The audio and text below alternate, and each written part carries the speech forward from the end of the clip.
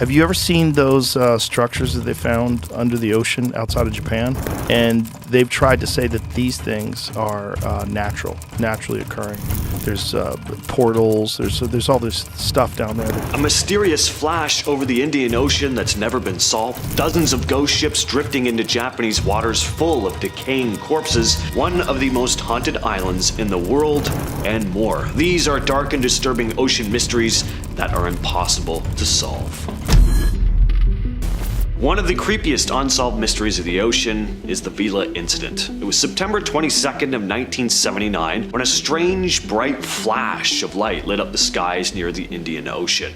The flash was detected by an American satellite which was monitoring for nuclear tests. Now, this flash appeared to be from a nuclear explosion, but it didn't come from any country that was openly conducting tests at the time. The location of the flash was near the southern coast of Africa, and it seemed to match the exact area where an unknown ship might have been conducting a secret nuclear test, but no one knew who would have been behind it. Some theories go that it could have been Israel testing a nuclear weapon in secret, or even a rogue South African operation, but no one's ever come out and said anything. Here's the extra eerie part though. Despite what seemed to be a nuclear test, there was no fallout, no debris. It's a very strange case, and most of the details about it seem to be pretty hush-hush. So was it a secret nuclear test, an accident, or something else entirely?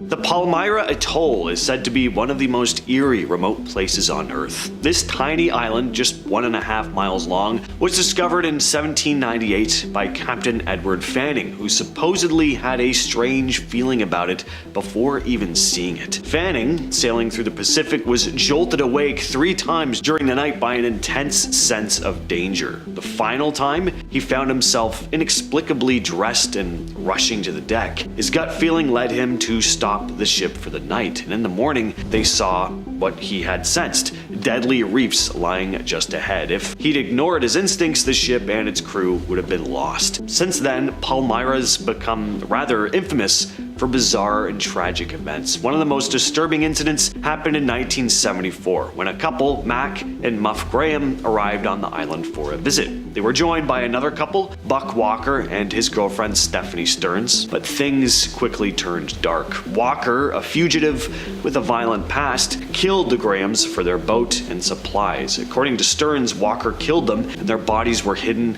in a metal container. Muff Graham's remains were discovered 6 years later by a couple visiting the island, washed up on the shore. It was found that Muff had been dismembered before being burnt and dumped. Mac's remains, however, were never found. But that's not the only dark thing to have taken place here.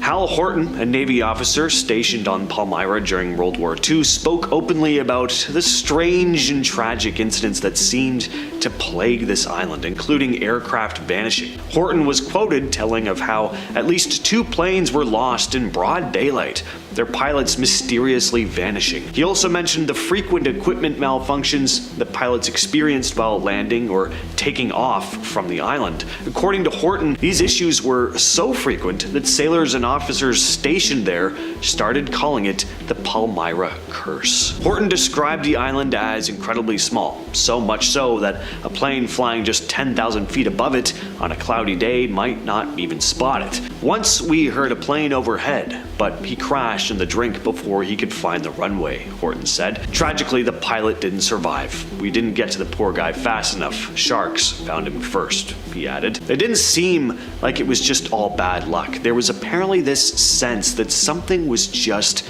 off about the place. On January 29th, 1921, the Carol A. Deering, a schooner, was headed home to Virginia after a trip to Barbados. As it passed the lightship off the coast of North Carolina, the captain of the watch vessel noticed something odd. The crew of the Deering appeared to be wandering aimlessly on the deck, and when the lightship's overseer called out, a crew member yelled back saying they had lost their anchors. Just a few days later, another ship, the SS Lake Ellen, spotted the Carol A. Deering again. The captain of the Lake Ellen wrote, in his log that the crew seemed to be acting strangely and that the ship was drifting off on a quote peculiar course. Then 2 days later, the US Coast Guard discovered the Deering had washed up on North Carolina's Outer Banks. The weather was too bad for a full inspection, but they did notice that the Deering was missing its lifeboats. When the Coast Guard returned after the weather had cleared, they found something even stranger on the ship. Nothing but a full meal that was cooked, prepared, and perfectly laid out, sitting completely untouched, as if the crew had vanished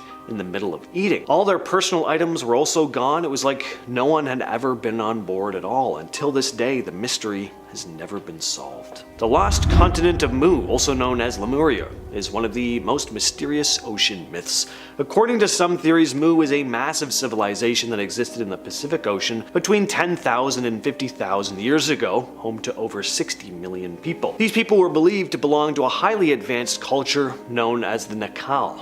The idea of Mu was first introduced by Augustus Leplongeon, a British-American writer, who argued that Egypt and Mesoamerica were created by survivors of this lost land. Later, James Churchward expanded on this theory, writing that Mu was located somewhere between Easter Island and the Marianas. Churchward claimed that the continent was destroyed by a series of catastrophic earthquakes and volcanic eruptions. But modern geologists have strongly rejected this idea, pointing out that it's impossible for a continent to disappear so quickly. But even still, the legend of Mu persists to this day. The Black Sea, often referred to as both the Inhospitable Sea and the Hospitable Sea, is said to be a very mysterious place. This stretch of water has seen more than its fair share of strange sightings and unexplained disappearances. In 2000, for example, an explorer named Robert Ballard made a pretty fascinating discovery, finding evidence that a massive flood may have wiped out ancient civilizations in the Black Sea. Throughout the Middle Ages, sailors reported seeing mysterious whirlpools that would suddenly appear, even on calm waters, pulling ships and entire islands into the depths. The whirlpools were so feared that fishermen avoided the area altogether, believing that it was cursed. And even more recently, in 1945, 5 Soviet bombers vanished over the Black Sea, never to be seen again.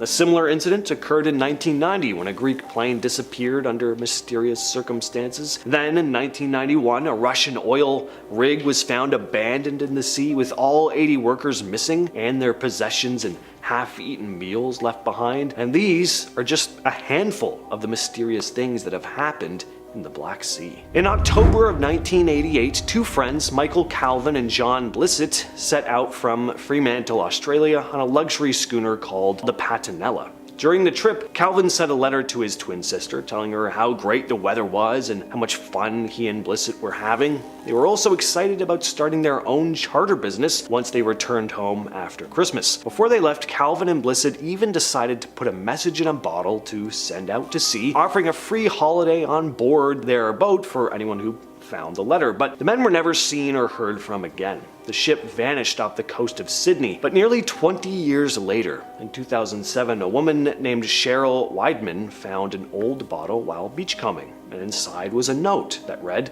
"Hi there, out here in the lonely Southern Ocean, and thought we would give away a free holiday." The note also had Blissett's phone number and the Patinella's position when it was sent out.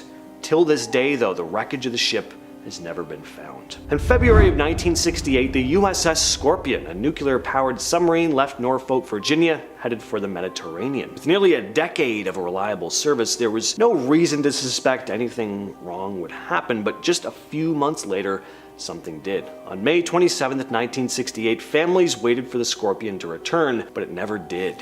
By October, the Navy found the wreckage on the ocean floor and found that all 99 men aboard had died. But there were no clear answers as to what had happened.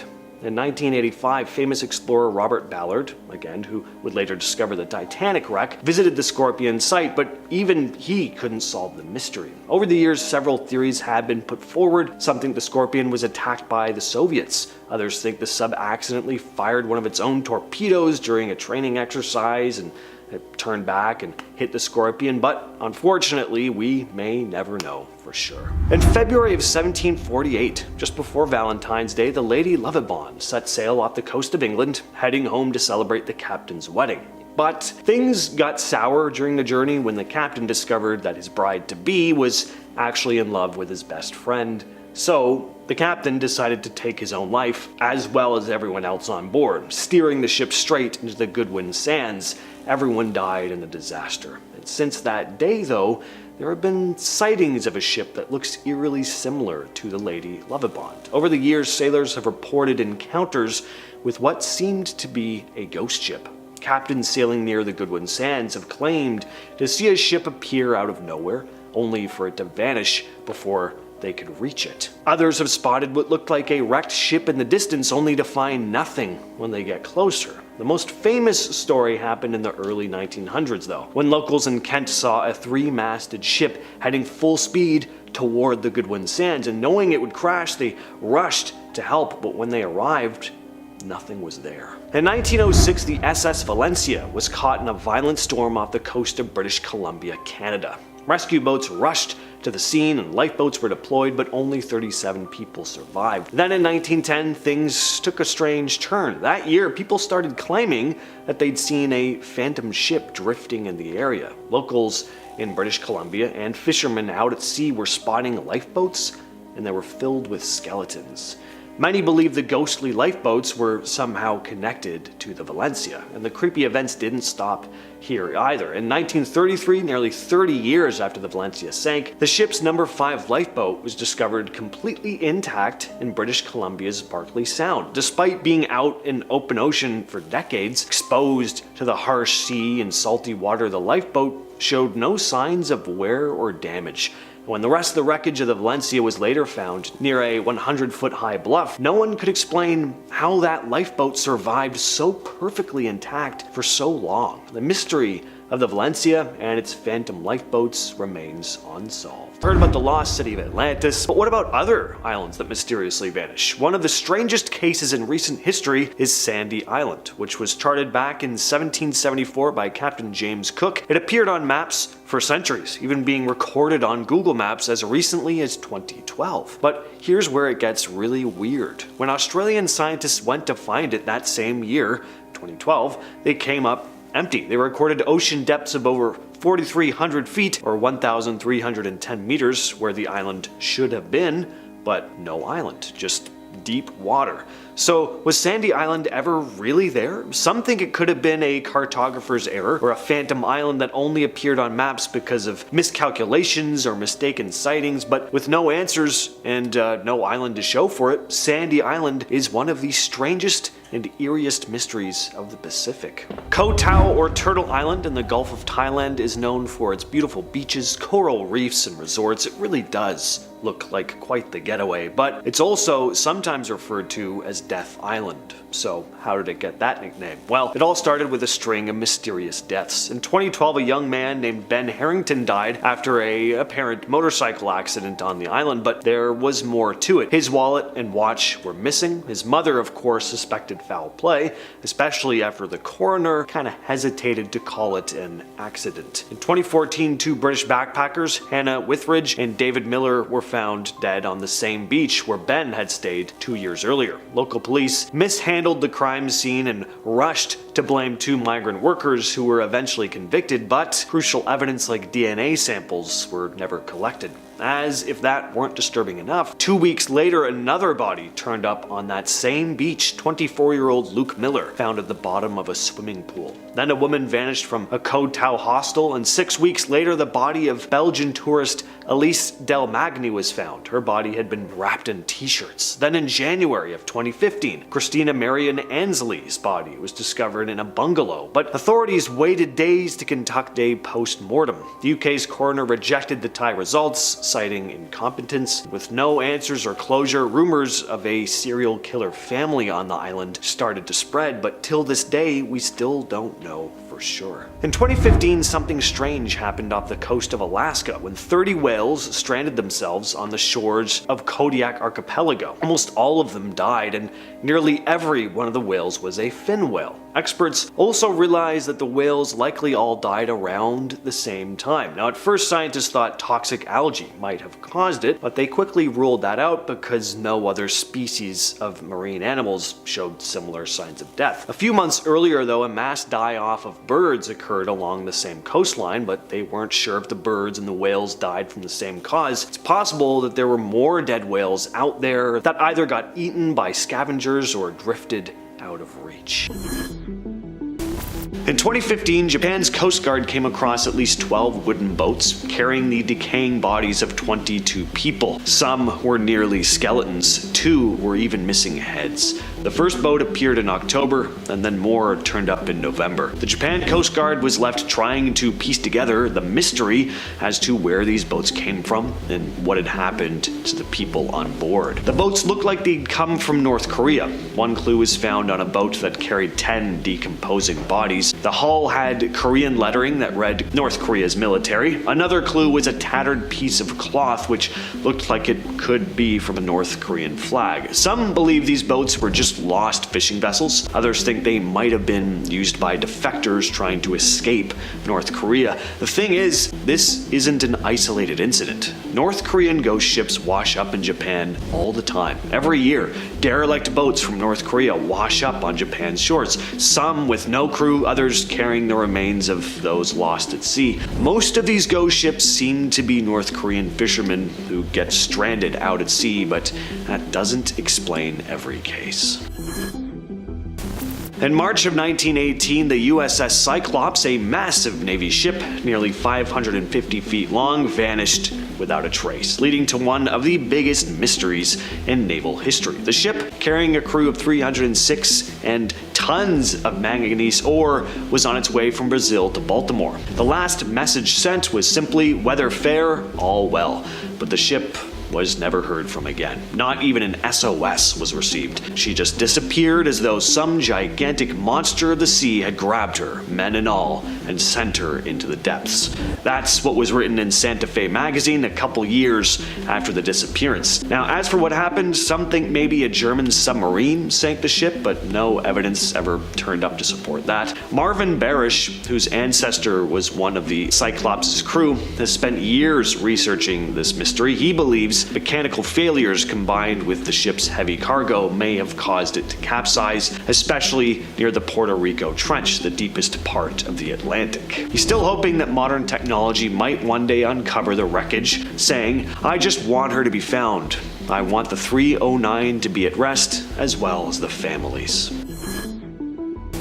In 1946, something strange happened over Scandinavia. Reports started flooding in from Sweden, Finland, and Norway about bright, mysterious objects in the sky. Sometimes during the day, and sometimes at night. One report even mentioned a rocket-like object crashing into a lake, but nothing was ever recovered. These sightings became so widespread that the phenomenon was dubbed the Swedish ghost rockets. Some think the objects were Soviet missiles, leftovers from German V-2 rockets. In fact, by 1946, the Soviets had begun their own missile program, testing missiles in the exact region where the ghost rockets were reported. The timing fit perfectly, and for a while, a lot of people believed these rockets were Soviet-made weapons being tested in secret. But it turns out that the Soviets hadn't actually launched any V-2 missiles in 1946. After the war, the Germans' V-2 factories were mostly scavenged by the Allies, and the Soviets were behind in missile development, so while it made sense at the time, we're just not sure if that theory holds up today. As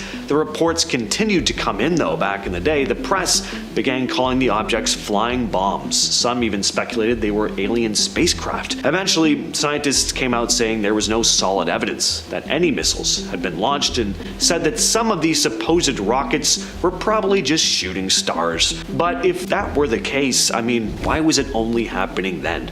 What, I mean, people had never seen a shooting star before? It just seems like a weak explanation to me. Till this day, we still don't know for sure what happened over the Baltic Sea that year.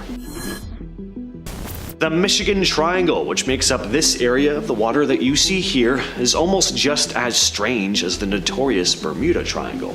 Over the years, ships, planes, and the people on them have vanished, and many of these cases are still unsolved. One of the earliest incidents dates back to 1679, when the French sailing ship Le Griffon disappeared without a trace after leaving Green Bay. No wreckage has ever been found for that one. Then there's the bizarre case of the Rosabelle, a schooner that capsized twice with no sign of its crew. In 1921, the ship was found overturned, the crew missing. Even more strange, the captain had a premonition before setting sail and had refused to board that day, which ended up saving his life. On April 28, 1937, Captain George R. Donner was in command of a ship traveling from Erie, Pennsylvania to Port Washington, Wisconsin. One night, Donner went back to his cabin after a long shift. His second mate was supposed to wake him once they were at their destination, but when the mate went to check on him a few hours later, Donner was gone, and they searched every inch of that ship, but he was never seen again. The most infamous case was on June 23rd of 1950, though. A flight piloted by Robert C. Lind was en route from New York to Minneapolis when it hit bad weather near Chicago. The plane changed course and headed over Lake Michigan. Around midnight, Lind requested to drop the altitude, but his request was denied, and that was the last communication anyone heard from Flight 2501. It vanished, and its last known position was within the Michigan Triangle.